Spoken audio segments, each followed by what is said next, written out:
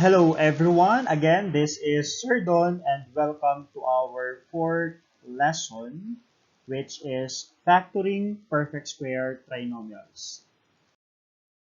In this lesson, we are going to recognize if the given trinomial is perfect square or not, meaning that if we have a certain trinomial, we are going to see if the factor of the trinomial is actually the square of a binomial.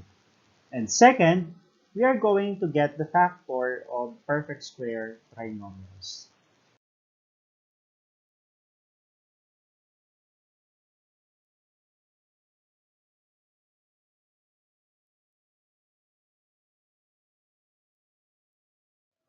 Okay, to solve for the factored form of the given is, we have to evaluate whether the given is a perfect square trinomial or not. So the square root of the first is x. The square root of the third term is 6. 6 times x is 6x. Times 2 is 12x.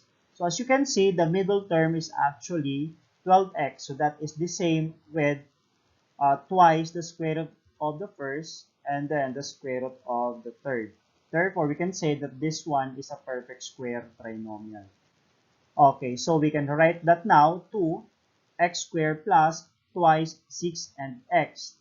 6 is actually the square root of the third term and x is the square root of the second term. So we can now get the factored form of that, which is x plus 6, or the quantity of x plus 6 squared. So this one is the factored form.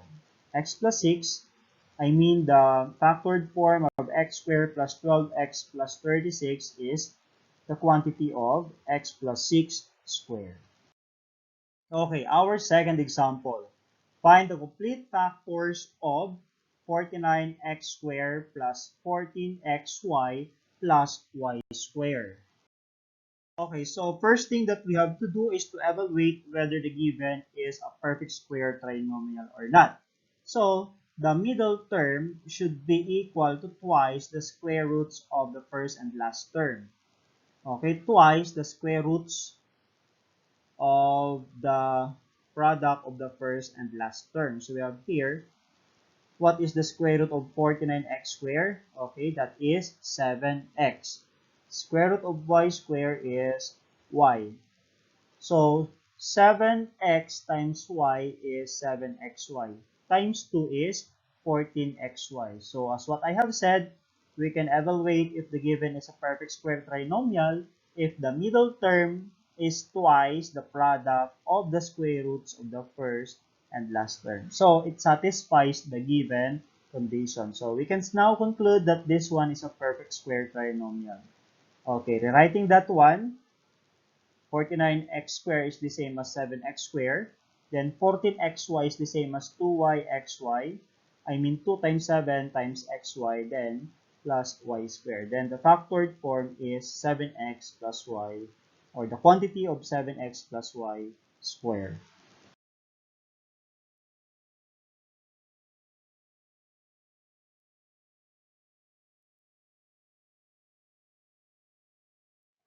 Okay, third problem. Find the complete factors of 3x squared minus 18xy plus 27y squared.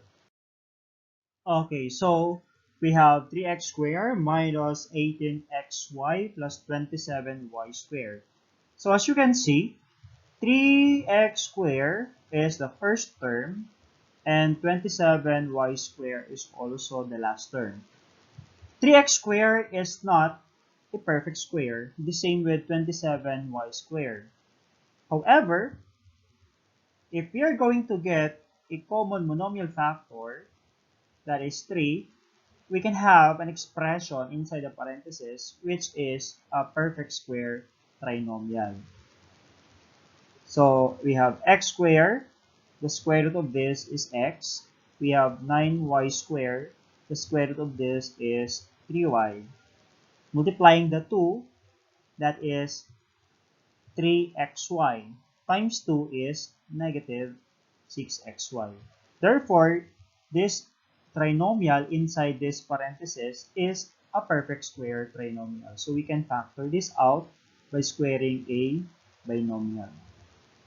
Okay, so we have now x squared minus minus 2x times 3y plus 3y squared. And the factored form is 3 times the quantity of x minus 3y squared.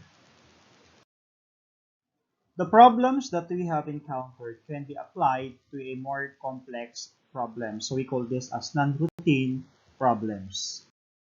Okay, sample problem number 1. Find the product using the identity a squared minus 2ab plus b squared. So the given is 497 squared minus 2 times 497 times 507 plus 507 squared. If you're going to compute this one manually, it will really take time to solve for the answer. However, there is a shorter solution for this using the given identity.